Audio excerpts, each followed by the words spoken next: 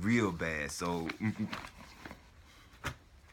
everybody seemed to have enmity for the house of Joseph because Joseph had the blessing. So, all right, let me find what I have about Joseph. I think Joseph was the first one to die.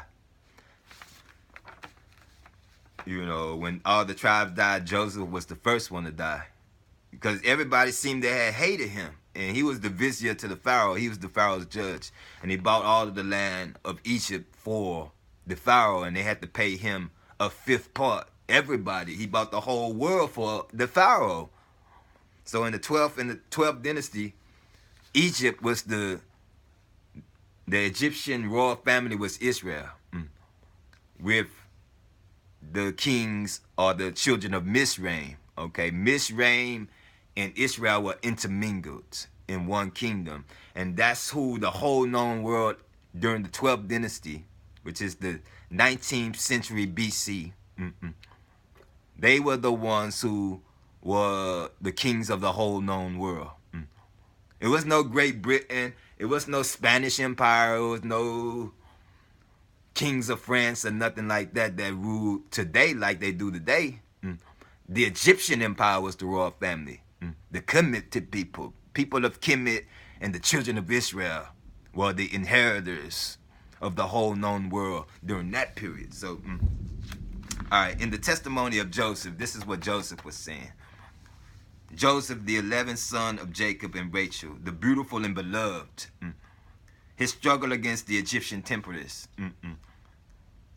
This is the copy of the Testament of Joseph translated in English, okay? When he was about to die, he called his sons and his brethren together and said to them, my brethren and my children, hearken to Joseph, the beloved of Israel. Give ear, my sons, unto your father. I have seen in my life envy and death, yet I went not astray, but persevered in the truth of the Lord. These my brethren, my brothers hated me, but the Lord loved me. They wished to slay me, but the God of my fathers guarded me. They let me down into a pit, and the Most High brought me up again. I was sold into slavery, and the Lord of all made me free. I was taken into captivity, and his strong hand succored me. I was beset with hunger, and the Lord himself nourished me. I was alone, and God comforted me. I was sick, and the Lord visited me. I was in prison, and my God showed favor unto me. In bonds, and he released me. Slandered, and he pleaded my cause. Bitterly spoken against by the Egyptians, and he delivered me. Envied by my fellow slaves, and he exalted me. And this chief captain of Pharaoh entrusted to me his house. And I struggled against a shameless woman, urging to transgress with her. But the God of Israel, my father, delivered me from the burning flame. I was cast into prison. I was beaten.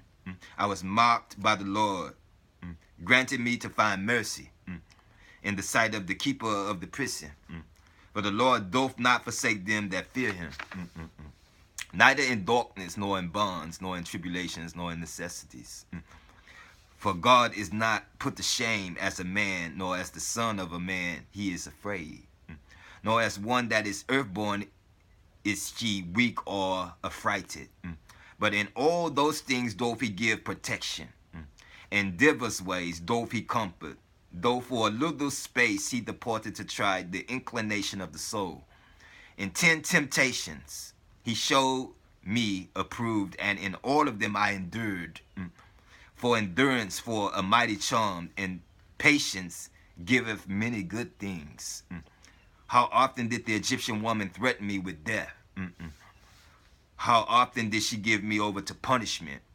And then call me back and threaten me. And when I was unwilling to company with her, she said to me, thou shalt be Lord of me, and all that is in my house. If thou wilt give thyself unto me, and thou shalt be as our master. But I remember the words of my father, and given into my chamber, I wept and prayed unto the Lord, and I fasted in those 7 years, and I appeared to the Egyptians as one living delicately. For they that fast for God's sake receive beauty of the face. And in my Lord were away from home, I drank no wine, nor for 3 days did I take my food, but I gave it to the poor and the sick. And I sought the Lord early, and I wept for the Egyptian woman of Memphis. For very unceasingly did she trouble me. But also at night she came to me under pretense of visiting me. And because she had no male child, she pretended to regard me as a son. And for a time she embraced me as a son. And I knew it, but later she sought to draw me into fornication. She wanted to have sex with me. And when I perceived it, I sorrowed unto death. And when she had gone out, I came to myself and lamented for her many days, because I recognized her guile and her deceit. And I declared unto her the words of the Most High, if haply she would turn from her evil lust. Often, therefore, did she flatter me with words as a holy man, and guilefully in her talk praise my chastity before her husband, while desiring to ensnare me. She wanted to trap me when we were alone. She wanted to get me to myself and have me. She wanted me. She wanted to put her hands on me and make passionate love with me. But she was a married woman, and her husband was Lord over me. For she lauded me openly as chaste, and in secret she said unto me, fear not my husband, for he is persuaded concerning thy chastity. For even should one tell him concerning us, he would not believe. Owing to all these things I lay upon the ground and besought God that the Lord would deliver me from her deceit. And when she had prevailed, nothing thereby, she came again to me under the plea of instruction, that she might learn the word of God. And she said unto me, if thou willest that I should leave my idols, lie with me, and I will persuade my husband to depart from his idols, and we will walk in the law by the Lord, by thy Lord. And I said unto her, the Lord willeth not that those who reverence him should be in uncleanness, nor doth he take pleasure in them that commit adultery, but in those that approach him with a pure heart and undefiled lips. But she hid her peace, longing to accomplish her evil desire. And I gave myself yet more to fasting and prayer, that the Lord might deliver me from her. And again, at another time, she said unto me, if thou wilt not commit adultery, I will kill my husband by poison, and take thee to be my husband. I therefore, when I heard this, rent my garments and said to her, woman, reverence God, and do not this evil deed, lest thou be destroyed. For know indeed that I will declare this thy device unto all men. She therefore, being afraid, besought that I would not declare this device. And she departed, soothing me with gifts and sending to me every delight of the sons of men. And afterwards she sent me food mingled with enchantments. And when the eunuch who brought it came, I looked up and beheld a terrible man giving me with the dish a sword. And I perceived that her scheme was to beguile me. And when he had gone out, I wept, nor did I taste that or any other of her food. So then after one day she came to me and observed the food, and said unto me, why is it that thou hast not eaten of the food I give you? And I said unto her, it is because thou hast filled it with deadly enchantments. And how sayest thou, I come not near the idols, but to the Lord alone? Now therefore know that the God of my father have revealed unto me by his angel thy wickedness, and I have kept it to convict thee, if haply thou mayest see and repent. But that thou mayest learn that the wickedness of the ungodly have no power over them that worship God with chastity, before I will take of it and eat before thee.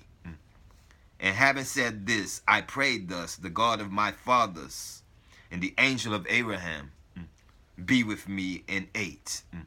And when she saw this, she fell upon her face at my feet, weeping. And I raised her up and admonished her. And she promised to do this iniquity no more. But her heart was still set upon doing this evil. And she looked around how to ensnare me. She kept trying to trap me. And sighing deeply, she became downcast, though she was not sick. And when her husband saw her, he said unto her, Why is thy countenance fallen? And she said unto him, I have a pain at my heart, and the groanings of my spirit oppress me. And so he comforted her who was not sick. Then accordingly, seizing an opportunity, she rushed unto me while her husband was yet without, and said unto me, I will hang myself or cast myself over a cliff, if thou wilt not lie with me. And when I saw the spirit of Belial was troubling her, I prayed unto the Lord and said unto her, Why, wretched woman, art thou troubled and disturbed, blinded through sins? Remember that if thou killest thyself, Astahol, the concubine of thy husband, thy rival, will beat thy children, and thou wilt destroy thy memorial from off the earth. And she said unto me, Lo, then thou lovest me. Let this soothest me. Only strive for my life and my children, and I accept that I shall enjoy my desire also. But she knew not that because of my Lord I spake thus, and not because of her. For if a man have fallen before the passion of a wicked desire, and have become enslaved by it, even as she, whatever good thing he may hear with regard to that passion, he receiveth it with a view to his wicked desire. I declare therefore unto you, my children, that it was about the 6th hour when she departed from me. And I knelt before the Lord all day and all night. And about dawn I rose up weeping the while and praying for a release from her. At last, then she laid hold of my garments, forcibly dragging me to have connection with her. Therefore I saw that in her madness she was holding fast to my garment, I left it behind and I fled away naked. She wanted me badly. She took hold of me and she ripped my clothes off of me, and I left her butt naked. So, and holding fast to the garment, she falsely accused me. And when her husband came, he cast me into prison in his house, and on the morrow he scourged me and sent me into the Pharaoh's prison. And when I was in bonds, the Egyptian woman was oppressed with grief. And she came and heard how I gave thanks unto the Lord and sang praises in the abode of darkness, and with glad voice rejoiced, glorifying my God, that I was delivered from the lustful desire of the Egyptian woman.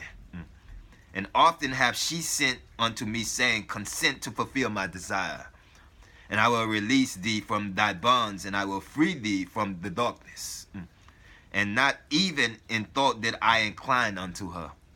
But God loatheth him who in a den of wickedness combines fasting with chastity, rather than the man who in the king's chambers combines luxury with license.